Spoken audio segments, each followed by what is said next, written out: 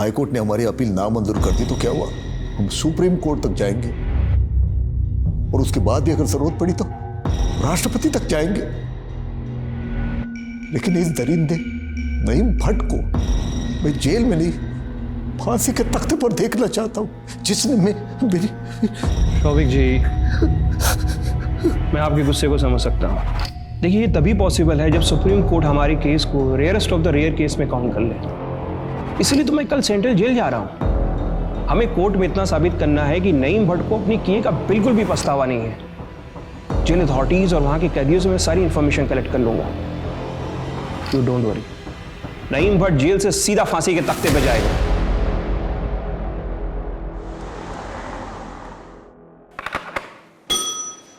जी साहब। उमेश, कल एक लॉयर आ रहा है, उसे कैदी नंबर 52 नईम भट्ट, उसकी डिटेल चाहिए, देख लें आप। कैदी नंबर 52? ध्यान नहीं आ रहा है। मैं कैदी नंबर 52? वो तो परोल पे है 6 महीने से। क्या पैरोल पे है 6 महीने से? ये कैसे हो सकता है? जाओ पैरोल रजिस्टर लेके आओ। जी साहब।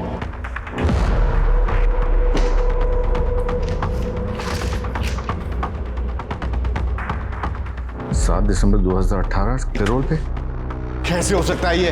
अब क्या करें साहब?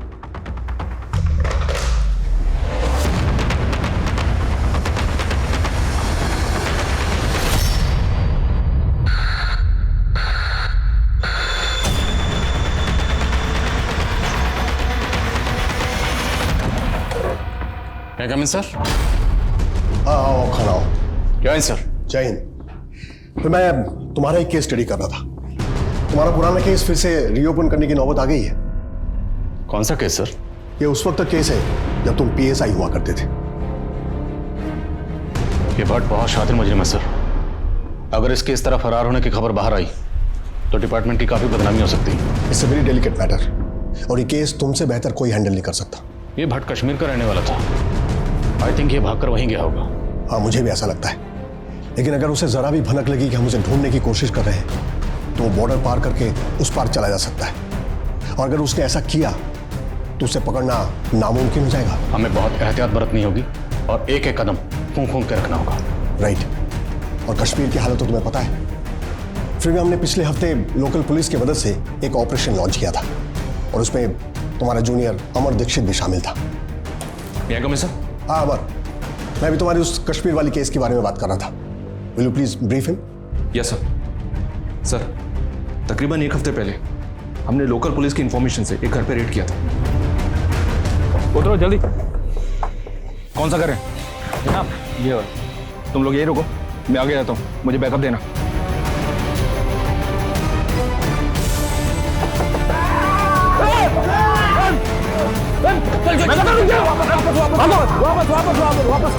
शायद यूनिफॉर्म में रेड करना गलत मूव था। हम एक और गलत मूव अफोर्ड नहीं कर सकते और ज्यादा दिन तक परोल से फरार कैदी की खबर को दबा भी नहीं सकते। अगर हमने क्विक रिजल्ट्स नहीं दिए तो ये केस सेंट्रल एजेंसी को सौंप दिया जाएगा। उसकी नौबत नहीं आएगी सर। मैं अभी इसी वक्त इस केस पर लग जाता हूँ। बट सर, मेरी एक रिक्वेस्ट है। बोलो। इस मिशन के लिए टीम मैच चुन। Okay, thank you sir. और सर, एक रिक्वेस्ट और है, मुझे इस केस में फ्री हैंड चाहिए। Okay, I fully support you. लेकिन एक बात है, जस्ट सी टू इट कि भट्ट बॉर्डर पार न कर पाए। I want him behind the bars at any cost. Mister Mehta, settlement करना ही सही रहेगा। मैं सामने वाली पार्टी से कह करके 15 लाख तक का कंपनसेशन करवा सकती हूँ, लेकिन इससे ज़्यादा पॉसिबल नहीं है। ओके। हाय मिस पायल। आप कौन? जी मैं वो हूँ जिनसे आप यहाँ मिलने आए हैं। Abhijeet. Right. Nice meeting you. तो क्या फैसला किया आपके क्लाइंट ने कंपनसेशन के बारे में? देखिए, कंपनसेशन में जो है आपको 20 लाख। मेरे क्लाइंट कंपनसेशन में 20 लाख देने को तैयार है। आउट ऑफ कोर्ट सेटलमेंट कर लेते हैं। क्यों मिस्टर मेहता? ओके। आइए, हाथ में लाइए। मिस्टर मेहता, एग्रीमेंट के कुछ टर्म्स हैं, एक बार आप पढ़ लीजिए और इसके लास्ट पेज में आपका साइन चाहिए होगा। पिछले 6 महीने से इस नईम भट्ट को किसी ने नहीं देखा, तो पूरे चांसेस हैं कि इसने अपना नाम, हुलिया सब कुछ बदल लिया होगा। बहुत शातिर। ऐसे शातिर मुजरिम मैंने अपने करियर में बहुत कम देखे हैं, जिन्हें ना सजा का खौफ है ना गुनाह का कोई पछतावा। पर ऐसा शातिर मुजरिम पैरोल जंप करके बाहर आज़ाद घूम रहा है, ये सोच कर ही मुझे गुस्सा आता। सर, ये नईम भट्ट जिस जेल में बंद था, वहाँ से इसके बारे में कोई इन्फॉर्मेशन मिल सकती है क्या? क्योंकि उस जेल में कोई तो ऐसा होगा जो इसका दोस्त बना होगा। पक्का होगा, क्योंकि नईम भट्ट दोस्त बनाने में माहिर है। मिस पायल, हैप्पी? आपकी सोच से ज़्यादा कंपनसेशन दिलवाया मैंने। लेकिन क्यों? अपने क्लाइंट का नुकसान क्यों? केस तो आपका भी स्ट्रांग था। लेकिन क्या है, सच आपके साथ था और क्लाइंट से ज़्यादा सच की फिक्र करने की आदत है मेरी। वाह, इम्प्रेसिव। ठीक है, मिलते हैं कभी। कल मिले कॉफ़ी पे, अगर आप फ्री है तो। So fast? नहीं, इफ़ यू डोंट वांट, हम कभी भी, आप जब आप फ्री हो तो, ऐसा जब आप। No no, I like it. मिलते हैं कल। श्योर। साहब, मैं मानता हूँ कि मैं और भट्ट एक ही सेल में 1 साल से थे। हाँ, थोड़ी बहुत दोस्ती थी उससे, पर वो अपने ही ख्यालों में खोया रहता था। अच्छा, कभी बातचीत में उसने बताया कि पैरोल पर छूटने के बाद वो कहाँ जाएगा? कश्मीर जाएगा या कहीं और? वादियों में जाने की बात वो अक्सर करता था। हाँ साहब, एक आध बार उसने बताया था कि उसके कुछ रिश्तेदार रहते हैं उस पार। उस पार? तुम भी सेंट पीटर कॉलेज से पढ़े हो? मुझे तो कभी कॉलेज में दिखे ही नहीं तुम। तो क्या है ना, क्लास में कम, अपनी गर्लफ्रेंड के ख्यालों में जाता रहता था। क्या नाम था? बताओ ना। तुम्हें क्या बताऊं, अपनी गर्लफ्रेंड को नहीं बताया आज तक। अच्छा, मतलब दैट साइलेंट लवर टाइप। तुम फट्टू हो क्या? जाओ जाके प्रपोज करो। पक्का? पक्का। आज तो प्रपोज करना ही पड़ेगा। तो लॉयर पायल, मेरे दिल का केस तुम्हारी प्यार की अदालत में रख रहा हूँ। प्लीज मुझे अपने साथ उम्र कैद की सजा सुना दो। सर, ये नईम भट्ट कठुआ का रहने वाला है और इसके कुछ रिलेटिव्स पुंछ के आसपास के एरिया में भी हैं, जो कि पाकिस्तान बॉर्डर के काफ़ी नज़दीक है। लोकल पुलिस से बात की है मैंने सर, पर मुझे लगता नहीं कि वो लोग कुछ ज़्यादा मदद करेंगे। पिछली बार हम लोग गए थे तो लोकल लोगों ने पथराव किया था।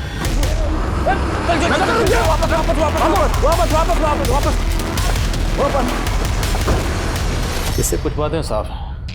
नईम भट्ट का नेटवर्क काफ़ी स्ट्रांग है, इसलिए उसे तुम लोगों के आने की खबर पहले से मिल गई। और दूसरी ये कि वहाँ के लोकल लोग नईम भट्ट को बेगुनाह समझते हैं, इसलिए उन लोगों ने पथराव किया। तो इस नईम भट्ट को हम पकड़ेंगे कैसे? पकड़ेंगे, और ज़रूर पकड़ेंगे। भेड़ों के झुंड में घुसने के लिए अगर भेड़ बनना पड़ा तो बनेंगे, पर पूरी तैयारी के साथ।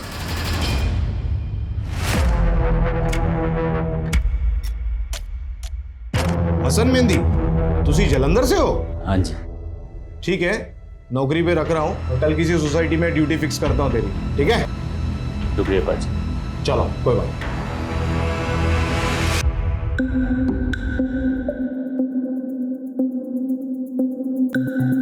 तो क्या चुनाव? मैं चुना असलम। वेल सयोर। बात को गुलफाम साहब, आपने इतने कम वक्त में हम सबको इतनी अच्छी कश्मीरी सिखा दी, बहुत शुक्रिया। अब गुलफाम साहब, अब इनके ज़बान का मसला तो हल हो गया, ज़बान से कश्मीरी बन गए। अब मसला है लिबास का, लिबास का भी इंतज़ाम करना है। आज ऑफिस में जाओ। सॉरी पायल, पर मुझे तो जाना पड़ेगा ना। क्या है कि दुबई का प्लान तुम्हारा पोस्टपोन हुआ है, मेरा नहीं। मेरा तो ऑफिस चालू है ना, और क्लाइंट को क्या बोल के मना करूँ यार? लॉयर साहब, आप हमारे लिए झूठ नहीं बोल सकते। हाँ मैडम, लॉयर हूँ, लायर नहीं। और तुम शायद भूल रही हो, तुम्हारी जो छोटी बहन निशा, जिसके एग्ज़ाम के वजह से हमारी शादी मार्च में ना होके दिसंबर में हो रही। तो अगर हमारी शादी अभी तक हो चुकी होती तो हम दुबई में सेटल हो चुके होते और हनीमून की तैयारी कर रहे होते, नहीं? तो थैंक्स टू योर बहन। Bye bye, see you. Bye.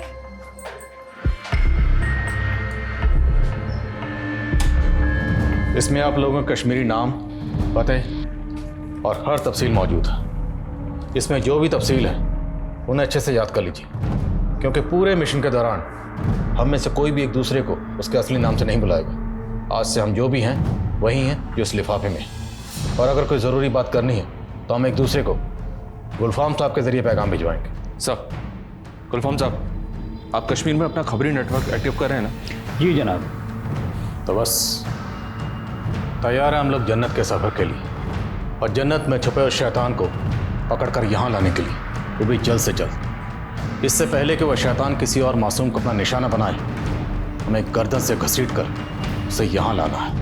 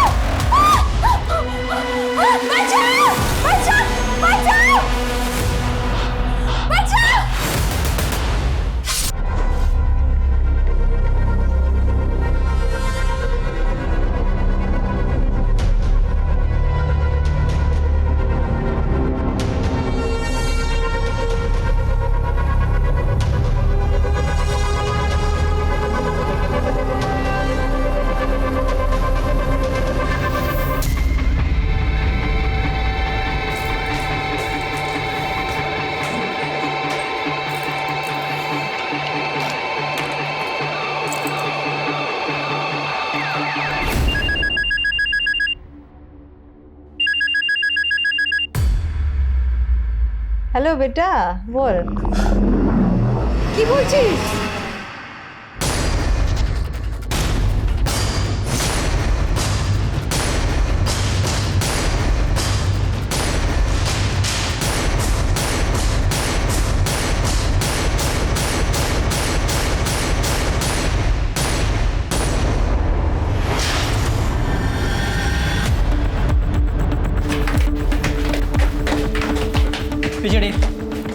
पिछड़ी अपनी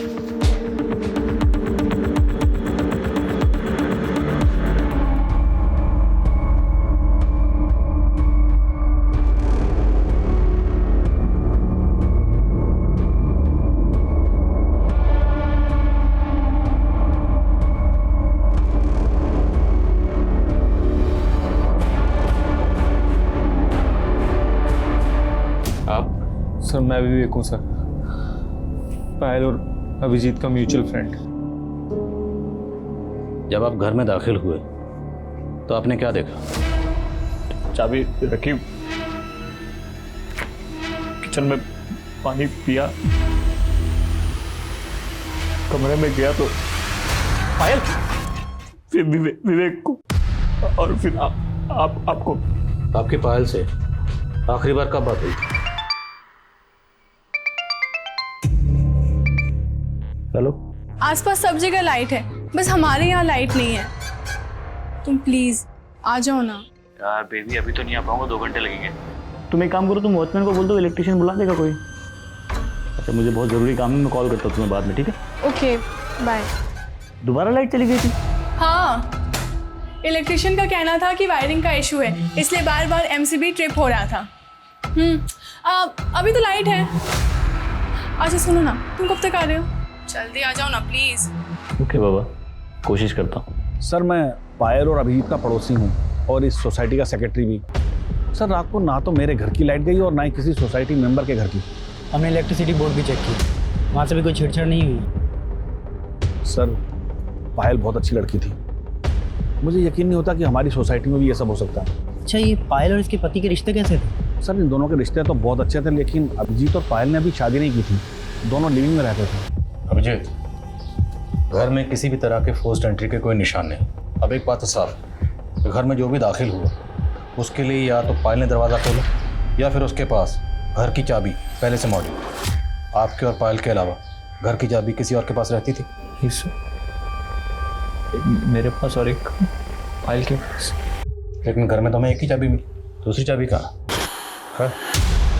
दूसरी चाबी जहाँ भी है हम पता लगा लेंगे। अगर वो घर में हुई तो ढूंढ ही लेंगे। वैसे दूसरी चाबी घर में ही है ना। आप ये बताइए, आपने घर पर आने के बाद किन किन चीज़ों को टच किया? फ्रिज, बॉटल, ग्लास, इनके अलावा किन किन चीज़ों को? अब वकील ने इतना तो जानते ही होंगे ना कि क्राइम सीन को टेम्पर नहीं करते, टेम्पर करते क्रिमिनल। और आपने टेम्पर की, चीज़ों को छुआ, क्यों? अच्छा आप बता रहे थे कि आप ऑफिस में देर रात तक काम कर रहे थे, राइट? किसने देखा होगा आपको? कोई गवाह, कोई विटनेस कोई है? वॉचमैन ने देखा होगा शायद। जिस क्लाइंट के केस पर आप काम कर रहे थे उस क्लाइंट का नाम तो याद होगा आपको? क्लाइंट का नाम, number, mobile number? Sir I think उसको थोड़ा रेस्ट की ज़रूरत है सर। आई मीन उसकी हालत देखिए सर। अभी अभी जो लाश गई है यहाँ से, उसकी हालत देखिए आप। खून से लथपथ लाश यहाँ से गई है, और खून किसने किया ये पता करना हमारी ड्यूटी है। क्लाइंट का नाम, नंबर, एड्रेस, मोबाइल नंबर सब दीजिए। दोनों लिव इन रिलेशनशिप में रहते थे। हो सकता है अभिजीत शादी ना करना चाहते हो, लेकिन पायल मान ना रही, वो शादी करना चाहती है। सर अभिजीत खुद वकील, फिर भी उसने क्राइम सीन पे जगह जगह चीज़ों को टच किया। अब ये सब उसने जानबूझ के किया या उससे अनजाने में हुआ, ये कुछ समझ नहीं आ रहा सर। कॉल रिकॉर्ड निकलवाओ वकील साहब को, और बिल्डिंग का सीसीटीवी अरेंज हो। जी सर।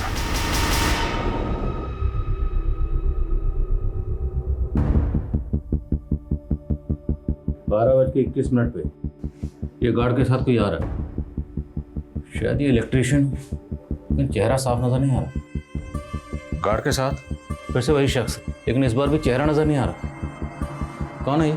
सर इलेक्ट्रिशियन लगता है, क्योंकि 2-3 इलेक्ट्रिशियन बिल्डिंग में आते रहते हैं, लेकिन ये कौन है ये बता पाना मुश्किल है।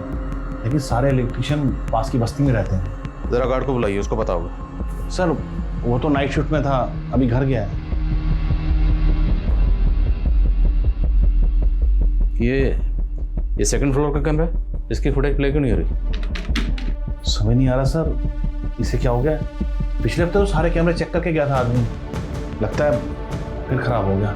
शायद खराब हुआ नहीं है, खराब किया गया। जितने भी इलेक्ट्रिशियन यहाँ पे आते हैं सबका एड्रेस दीजिए, और मुझे पूरी रात की फुटेज चाहिए। जी सर। नहीं साहब, मैंने गया था कल रात को। सच बोल रहा है ना? बिल्कुल सच बोल रहा हूँ साहब।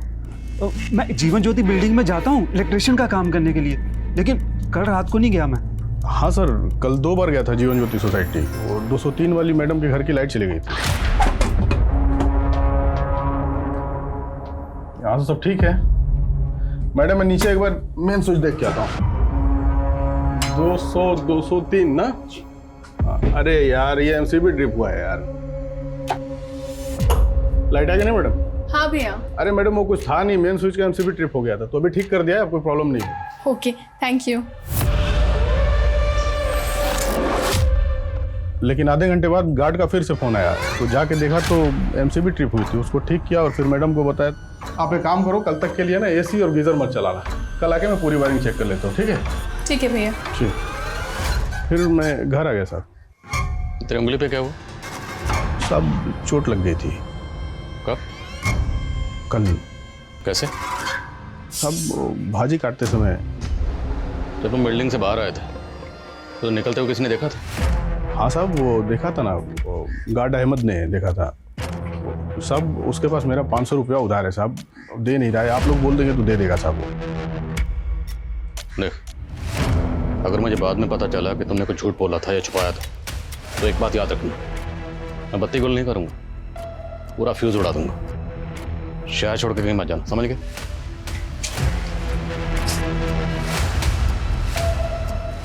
सोसाइटी के चप्पे चप्पे से वाकिफ है, हो सकता है सीसीटीवी इसने खराब किया। कॉल रिकॉर्ड्स निकलवाओ इसको।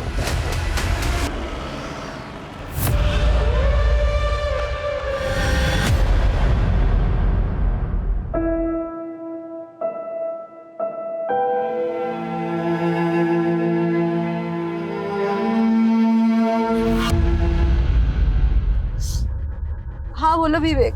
अरे पुलिस अभिषेक को पुलिस स्टेशन लेके गई पूछताछ करने के लिए। क्या?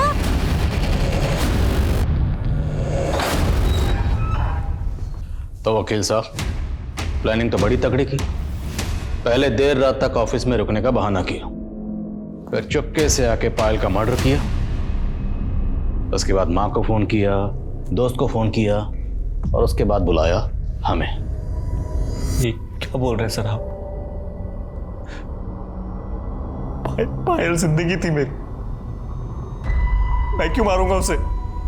यही पूछने के लिए तो बुलाया कि क्यों मारा उसे।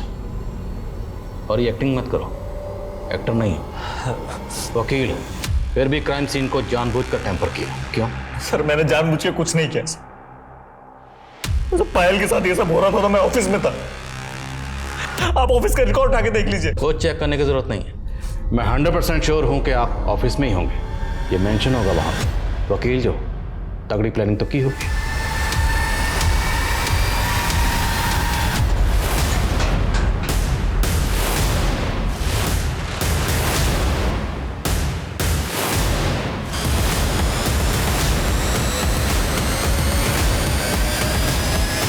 तो घर कितने बजे पहुंचे?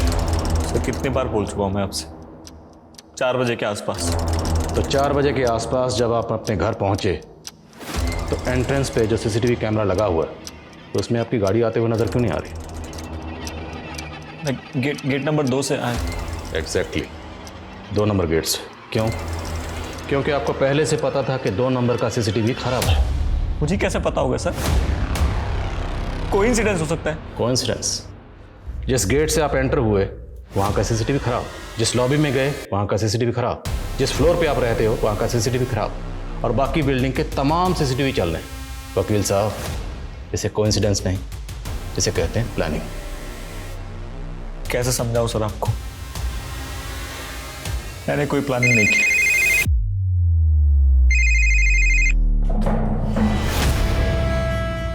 सर पायल की बिल्डिंग का सिक्योरिटी गार्ड अमजद पठान फरार है। जिस सिक्योरिटी एजेंसी ने अहमद पठान को हायर किया था वहां से उसकी पूरी डिटेल्स निकलो।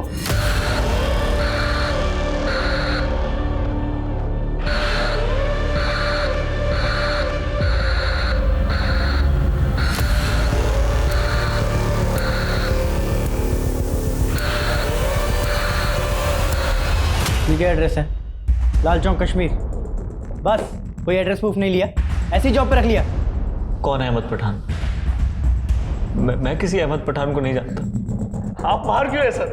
अहमद पठान 1 साल से तुम्हारी बिल्डिंग का वॉचमैन था और तुम्हें याद नहीं? हाँ सॉरी, आपने अचानक पूछा तो दिमाग से निकल गया। और अब अचानक पड़ा तो दिमाग में आ गया, है ना? अहमद पठान 1 साल से तुम्हारी गाड़ी साफ कर रहा था, तुम्हारी इससे कभी बात नहीं हुई? अब कहना क्या चाहते हैं? साफ साफ कहिए। हमने जो बोलना था बोल चुके हैं। अब साफ साफ तुम बताओ कि अहमद पठान को कितने पैसे दिए पायल को मारने के लिए? तुम्हारे और पायल के बीच में क्या प्रॉब्लम चल रही थी?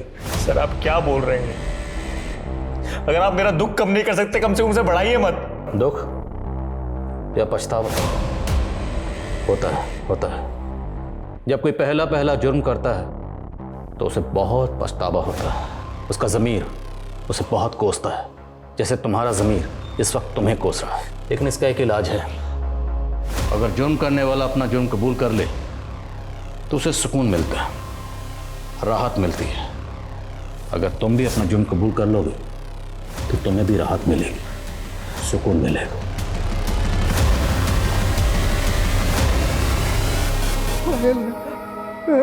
क्या हो गया भाई?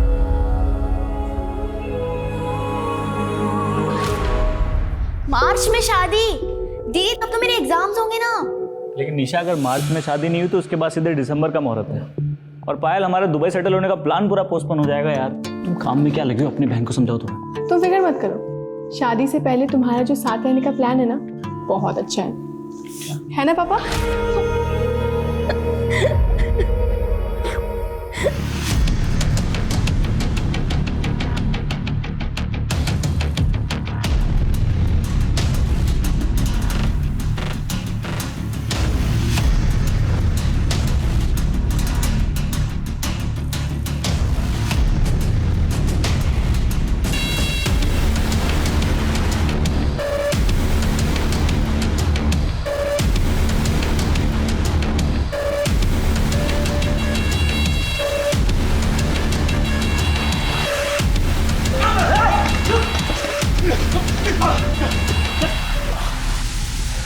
अहमद पठान, अभी तो सिर्फ तेरी टांगे तोड़ी, अगर सच नहीं बोलूं तो पूरे जिस्म की हड्डी पसली एक कर देंगे। मारना है तो उसे मारो जनाब, जिसके कहने पर मैंने उस लौंडिया को मारा। किसके कहने पर? अभिजीत।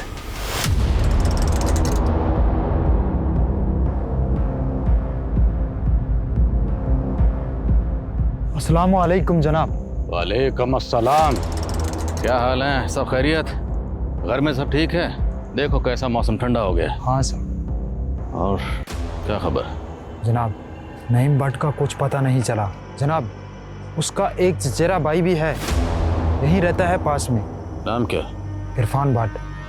जनाब, नईम भाट का खास जिगरा है इरफान भाट। दोनों आजकल आसपास नहीं दिखते, लेकिन इरफान भाट मुंह छुपा के फिरता है। अगर आप उससे पूछेंगे तो शायद वो कुछ बता दे नईम भाट के बारे में। इस इरफान को हम देख लेंगे।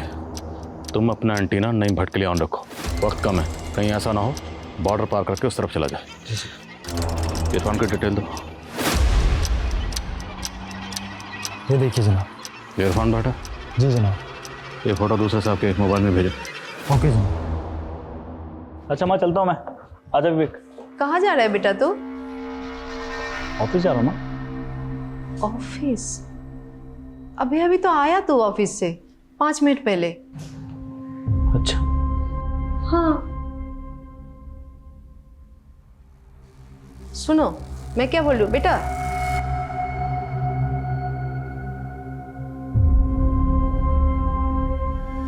हाँ बेबी, आसपास सब जगह लाइट है, बस हमारे यहाँ लाइट नहीं है। तुम प्लीज आ जाओ ना। यार बेबी अभी तो नहीं आ पाऊंगा, 2 घंटे लगेंगे। तुम एक काम करो, तुम वॉचमैन को बोल दो इलेक्ट्रिशियन बुला देगा कोई। आंटी ये रिपोर्ट आई है, डॉक्टर ने कहा है कि अभिजीत बहुत डिप्रेशन में है। पायल की डेथ का उसके ऊपर बहुत गहरा असर हुआ है। डॉक्टर ने कहा कि कोई तो बात है जो उसे अंदर अंदर खाई जा रही है और जिसे वो एक्सप्रेस ही नहीं कर पा रहा।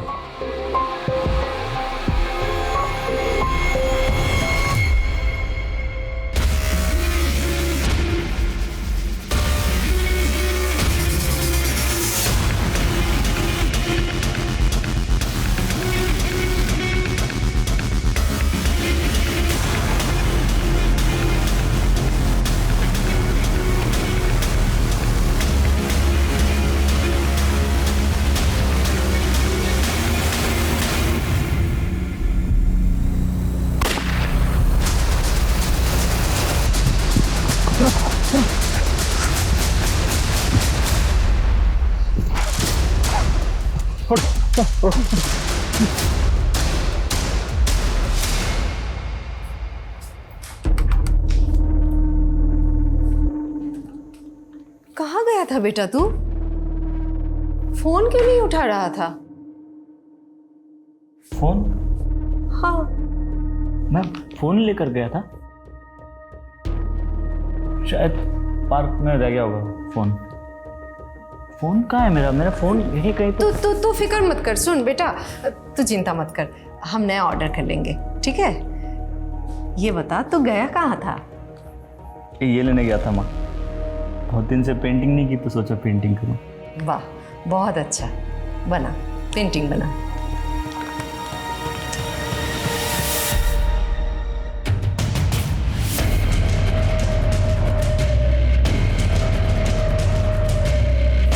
अरे अभिजीत, अभिजीत क्या लो? क्या हुआ अभिजीत को? कैसी तबीयत अब? मेरी बात हुई है अंकल डॉक्टर से अभी। उसे इन्फ्लेमेटरी ब्रेन डिसीज हुआ है, उसकी मेंटली हालत बहुत नाजुक है अंकल।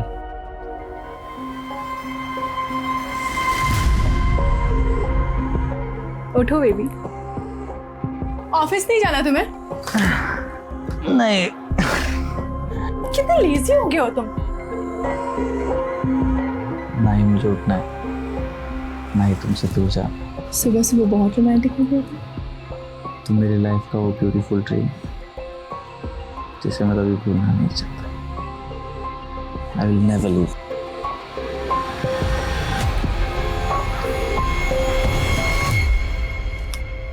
बेटा देख तेरे लिए चाइनीज लाए हैं। बेटा बेटा बेटा अभी अभी। अभिजीत की मौत के 6 महीने बाद कोर्ट ने अहमद पठान को पायल की हत्या के लिए सजा सुनाई। ये बात साबित हो चुकी है कि अहमद पठान ने ही पायल की निर्दयता से हत्या की, लेकिन अदालत प्रोसिक्यूटर की इस बात से बिल्कुल सहमत नहीं है कि इस केस को रेयरेस्ट ऑफ रेयर केस पे गिना जाए। अहमद पठान का जुर्म बेवजह नहीं था, क्योंकि उस रात पायल ने छोटे कपड़े पहने हुए थे, जिसे देखकर अहमद प्रोवोक्ड हुआ और उसने रेप अटेम्प्ट करके उसका मर्डर कर दिया। इस केस के लिए अकेले अहमद जिम्मेदार नहीं है, इसलिए अदालत उसे उम्र कैद की सजा सुनाती है। कोर्ट की टिप्पणी और फैसला लोगों को नागवार गुजरा और सेशन कोर्ट के फैसले से असंतुष्ट पायल के परिवार ने इस फैसले को हाई कोर्ट में चैलेंज किया। लेकिन फिर से जज द्वारा यही कमेंट किया गया कि लड़की ने शॉर्ट्स पहने थे, जिससे प्रवोक होकर मुजरिम ने रेप अटेम्प्ट किया और पायल की हत्या हुई। जज के कमेंट पर कई बुद्धिजीवियों ने तीखी प्रतिक्रिया दी, पर कुछ ही दिनों बाद मानो सब इस केस को भूल गए। लेकिन यह केस अभी खत्म नहीं हुआ था। ये केस एक मिसाल बनने वाला था। इस केस में कुछ ऐसा होने वाला था जो सरकार को फिर से कानून में संशोधन के लिए मजबूर करने वाला था। अहमद पठान, तो तुम्हारी माँ का ट्रीटमेंट चल रहा है। तुम्हारे बारे में किसी भी तरह की कोई कंप्लेंट नहीं है जेल से, और तुम्हारा बर्ताव भी बहुत अच्छा है, इसलिए मैं तुम्हें पूरे 90 दिन का पेरोल ग्रांट करता हूँ। शुक्रिया जनाब। पैरोल मिलने के बाद से ही पठान फरार था। 90 दिनों की बजाय 180 दिन बीत चुके थे और पुलिस को अब तक इस बात की भनक तक नहीं थी। कैदी नंबर 52, वो तो पैरोल पे है, 6 महीने थे। क्या पैरोल पे? पायल के पिता जब पठान की डिटेल्स निकलवाने के लिए जेल अधिकारी से मिले, तब पुलिस की एक कोताही सामने आई। पायल के पिता ने मीडिया में गुहार लगाई। पुलिस की लापरवाही अखबारों की सुर्खियां बटोरने लगी और पायल के वकील ने इसके खिलाफ हाई कोर्ट में भी अपील की। आए मैडम, एक मिनट।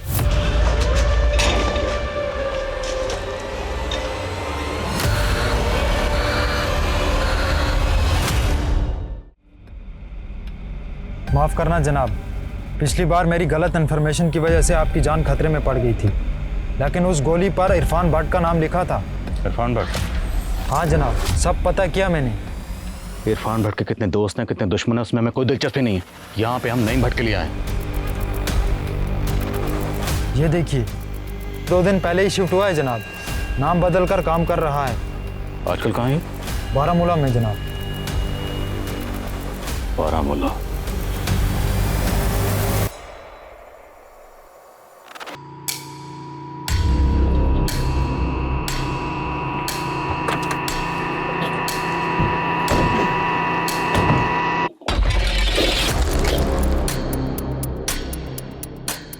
बोलता है ब्रदर, मैं छुसा खुशखबरी चोने खातिर वालसा योर।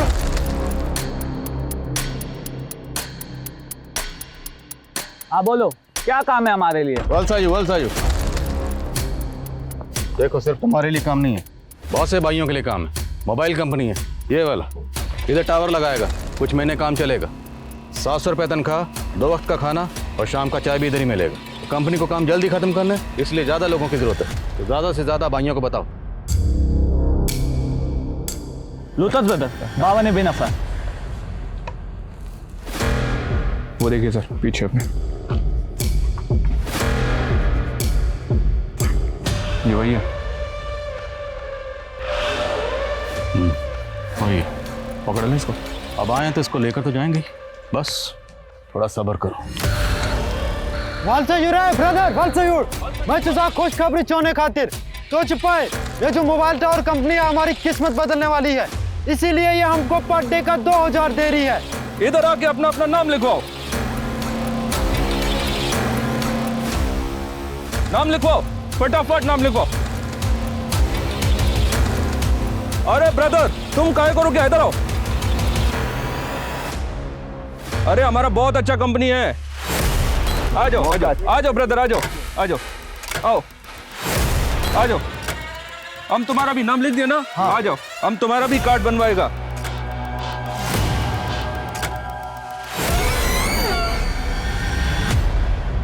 तुमको अच्छा पगार मिलेगा। ये अच्छा कार है ब्रदर, ठंडी बहुत हो रहा है, बैठो गाड़ी में, बैठो फटाफट।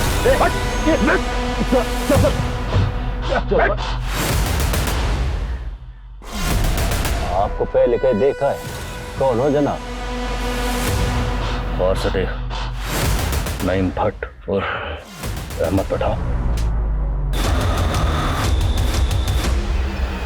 ये जन्नत तेरे जैसे शैतान के लिए नहीं, इसलिए तुझे घसीट कर यहां से निकालने के लिए आए। चलो।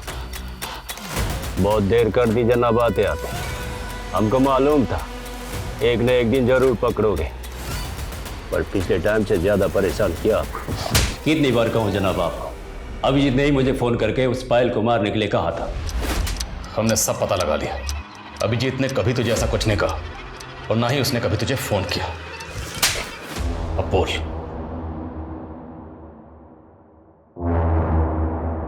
तो पता चल गया जनाब आपको।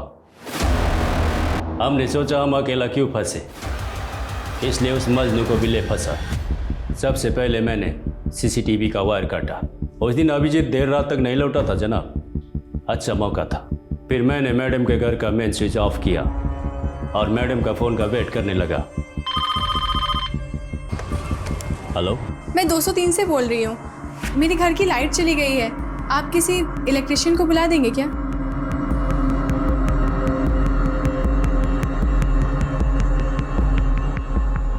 पहली बार बिजली गुल किया तब मैं चाबी लेने में नाकामयाब रहा जनाब, इसलिए दोबारा बिजली गुल करनी पड़ी।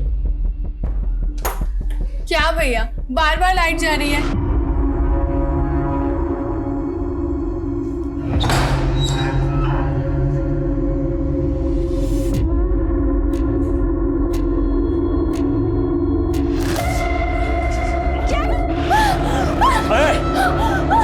चुपचाप कमरे खोल, कमरे खोल। तीसरे माले में। क्या बिगाड़ा था उसने तेरा?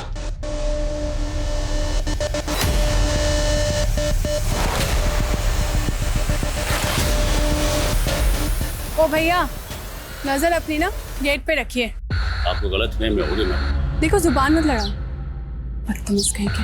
थोड़ा सा उसके बदन को देख लिया तो इसका बदन घिस गया। एक औरत होकर आदमी को सुनाती है। उसकी बातें अंगार की तरह चुप रही थी, इसलिए हमने तय कर लिया कि हम उसके गुरूर को तोड़ के रहेगा।